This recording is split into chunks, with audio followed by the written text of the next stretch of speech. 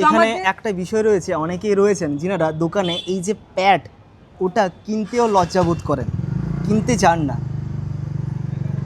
মাসিক আমাদের একটা মানে স্বাস্থ্যবিদ মানে কি বলবো, এটা আমাদের দৈনন্দিন জীবনের সাথে জড়িত। এটা লজ্জার কোনো ব্যাপার না, এটা প্রত্যেকটা নারীর জীবনে একবার আসবেই। আমাদের মেয়েদের বড় হয়ে ওঠার একটা ধাপের মধ্যেই হচ্ছে পিরিয়ড বা মাসিক যেটা আমরা বলি সেটা আছে। তো এটা কমপক্ষে মিনিমাম ওই আমাদের এখন তো 10-11 বছর বা আমরা অ্যাকচুয়ালি দেখতে পাই 12 বছর থেকে 15 বছর বয়সের মধ্যে এই মাসিকটা হয়ে যায়। প্রত্যেক মাসে এটা হয় আমাদের, এবং সেই সময় এই মাসিকের সময় আমরা যদি পরিষ্কার পরিচ্ছন্নতাটা ঠিকঠাক করে না বজায় রাখি, তো সেখান থেকে আমাদের মেয়েদেরই বিভিন্ন রকম শারীরিক সমস্যা হওয়ার অনেকটাই আমরা সম্মুখীন হচ্ছি। তো সেটার মধ্যেই সবথেকে যেটা বড় ধাপ সেটা হচ্ছে স্যানিটারি প্যাড ব্যবহার করা। সেটাই হচ্ছে সবথেকে সুস্থ স্বাস্থ্যবিধির মধ্যে চলছে।